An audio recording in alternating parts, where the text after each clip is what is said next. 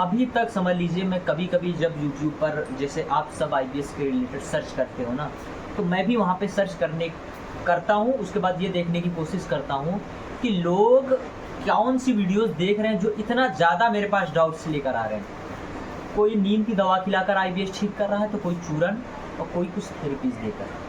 अब सच्चाई क्या है उसको मैंने लोगों को बहुत समझाने की कोशिश करी, लेकिन फिर भी मैं पूरी दुनिया तक ना पहुंच सका हूं और ना पहुंच सकूंगा।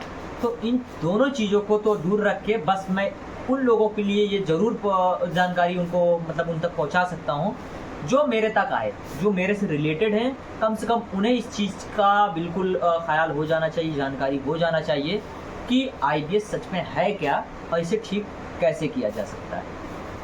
नमस्कार दोस्तों, मेरा नाम है फराज और आप देख रहे हैं हमारा official YouTube channel admin expert.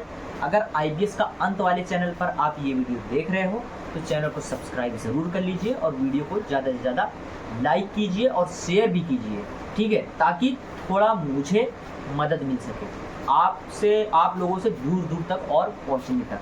तो ये चीज़ें आप समझिए। आप इसमें सबसे पहला आपको ये ध्यान देने की ज़रूरत है कि आईबीएस में कोई भी रिपोर्ट आप करा लो, डॉक्टर्स जो कराते हैं सारे बेसिक रिपोर्ट्स जितने हैं या फिर जो नेक्स्ट लेवल के हैं, क्लोनोस्कोपी, इंडोस्कोपी, अल्ट्रासाउंड, एलएफटी से लेकर और भी जितने रिपोर्ट्स हैं जो आपके पेट से रिलेटेड हैं, वो सारे बिल्कुल की बिल्कुल नॉर्मल आते हैं।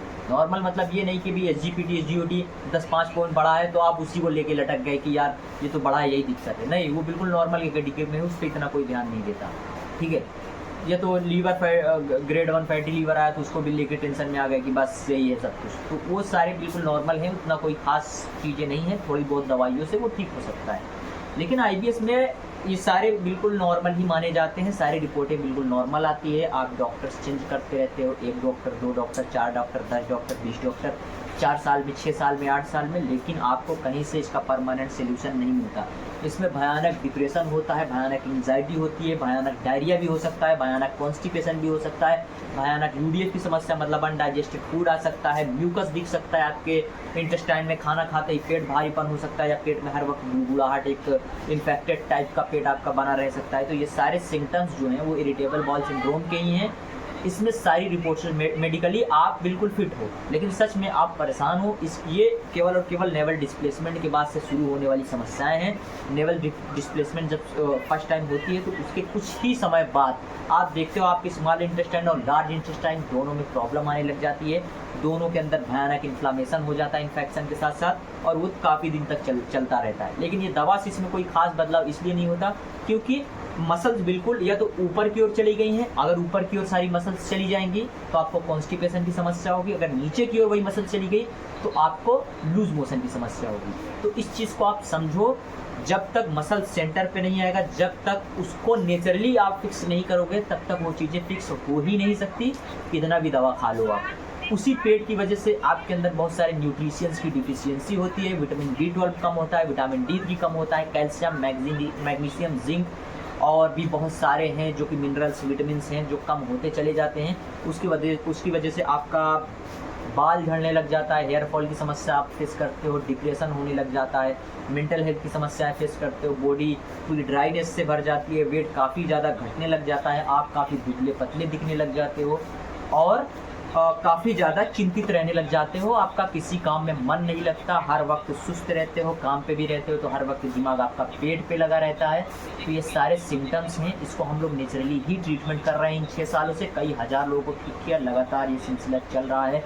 आप भी ठीक हो जाओगे, लेकिन दवा खाना अगर आप खाना चाह रहे हो खाते रहो। बहरहाल उस पर मैं इतना ज़्यादा टिप्पणी नहीं करूँगा, लेकिन हाँ, ये मेडिसिन से कोई खास फिक्स नहीं हो सकता। तो इसको आप नेचुरली अगर इसको क्योर करना चाहते हो, मैं रिलीफ की बात नहीं करता, मैं हमेशा क्योर की बात करता हूँ। इसको हम लोग पूरा कंप्लीट रूट कॉज के ऊपर काम करते हैं। जब पूरा आईबीएस के सिम्टम्स ही ख़त्म कर देते हैं तो जितने भी उसके थ्रू साइड इफेक्ट्स बॉडी में हैं, जितने अब डिप्रेशन, एंजाइटी, डायरिया, कॉन्स्टिपेशन, घबराहट, सारे के सारे ठीक हो जाते हैं। पेट भारीपन होना तो 1 ही महीने में ठीक हो जाता है। बहुत लोगों में मैंने देखा कि पेट में अनकंफर्टेबिलिटी टाइप में बनी रहती है और एकदम मीठा मीठा मतलब हल्का सा दर्द बिल्कुल बना रहता है और वो दर्द उन्हें डिस्टर्ब करता है, वो भी 1 ही महीने के हमारे ट्रीटमेंट में ठीक हो जाता है। तो ये सारी बातें आप सभी को समझनी चाहिए जो कि लोग मेडिसिन के वजह के चक्कर में पड़े रहते हैं। तो उम्मीद करता हूँ ये सारी जानकारी आप सभी को समझ में आई होगी। दोस्तों वीडियो को लाइक चैनल को सब्सक्राइब करिए। अगर आप मेन चैनल पे हैं तो भी सब्सक्राइब कर लीजिए। अगर IBS के अंत वाले चैनल पे हैं जहाँ पे काफ़ी ज़्यादा कम लोग हैं तो उस चैनल को भी आप सब्सक्राइब कर लीजिए, ताकि फ्यूचर की जो कुछ भी वीडियोस मैं आप तक पहुँचाने की कोशिश करूँ ईजिली आप तक पहुँच जाए। मिलते हैं दोस्तों आपसे अगली वीडियो में, तब तक के लिए बहुत बहुत धन्यवाद।